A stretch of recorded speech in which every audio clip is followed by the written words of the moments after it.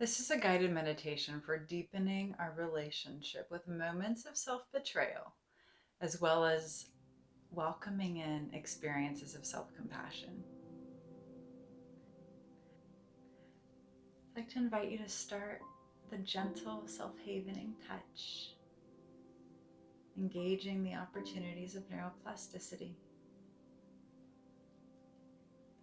And welcome in a gentle breath to a count of 4. And a slow, easy release to a count of 6.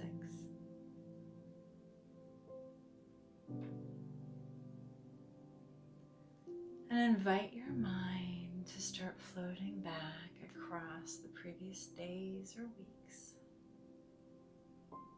And notice a moment where you behaved in a way where your amygdala said, "Oof, I don't like that." And what's critical here is it's a behavior that you did.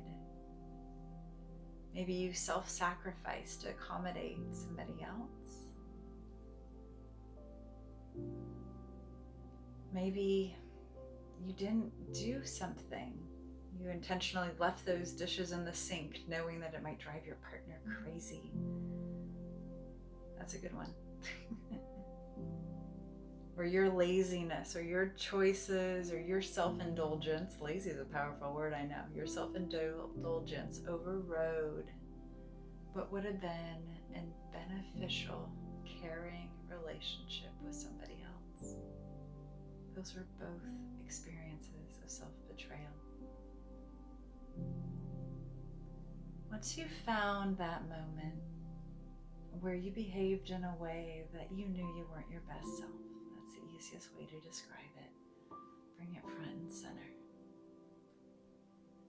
Imagine you're experiencing that moment on a screen or on a stage in front of you, as big, bold, and vibrant as you can.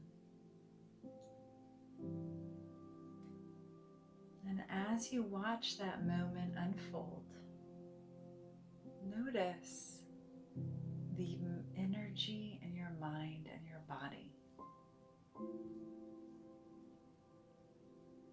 What's showing up? How do you know that this is a self-betrayal moment, a moment where you behaved in a way that wasn't your best self?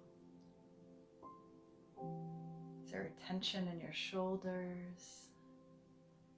A clenching in your gut?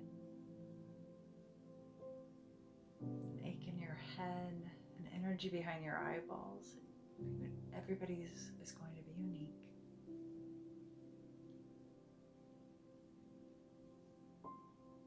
And invite that energy to be front and center. This is the flag, the flare of self-awareness that's saying you're doing something that is not in alignment with who we want to be in the world. And when we ignore these flares, we reach for those less than preferable coping skills. So deepen your relationship with this experience. Welcoming in another breath to a count of 4, and invite in that experience, that energy.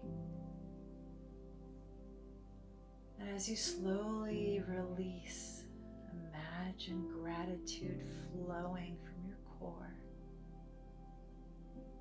thanking your mind and your body for letting you know when you're engaging in self-betrayal.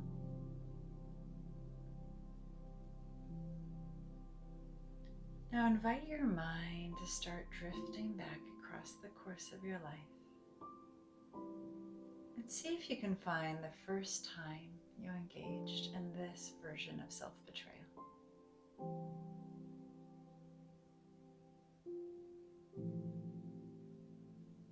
These are patterns. Our brain loves patterns, and self-betrayal is no exception.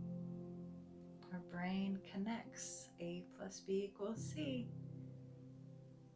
When I do these things, I will be safe, especially as young children, adolescents, teens, and young adults. If you're able to find that first time, brilliant.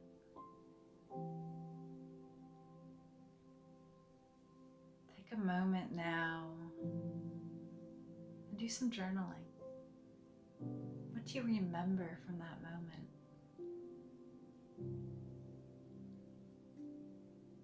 Ask yourself,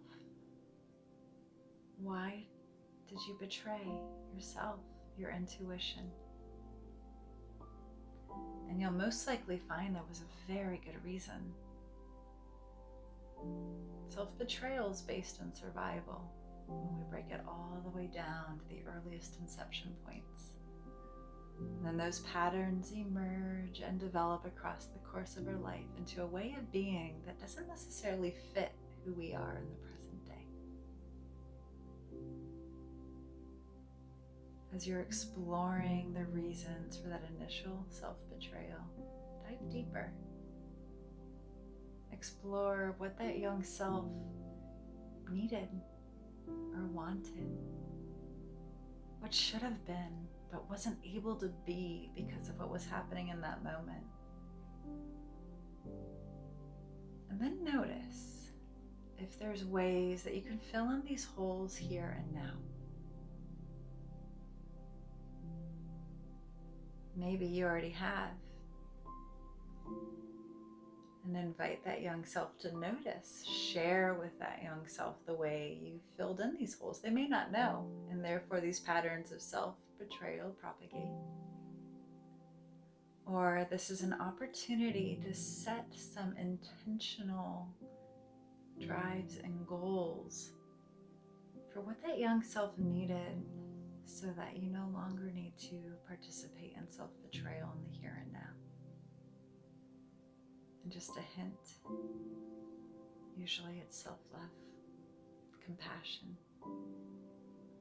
assertiveness, boundary setting with others, and ultimately taking care of your heart, mind, and beingness with love and tenderness. You are deserving. I encourage you to do this exercise as you move forward. Anytime you notice a moment of self-betrayal, find it to be an opportunity for self-growth. And in a moment of self-betrayal, if you notice, oof, your activation's gone through the roof, well, guess what? You've got a tool for that. Use that CPR for the amygdala. Calm Amy down, let her know we're safe. And then dive deeper. Get to know your inner world. You have but one brain. It follows you everywhere you go. And that brain has patterns, and Amy wants to keep you alive, and so she loves to play a role in your patterns. When we learn about them, we can change them and create a new opportunity and live the life we want to be living. If these are videos that are helpful for you, please like the video, share it, subscribe. I look forward to seeing you soon. We'll have more great content coming up soon.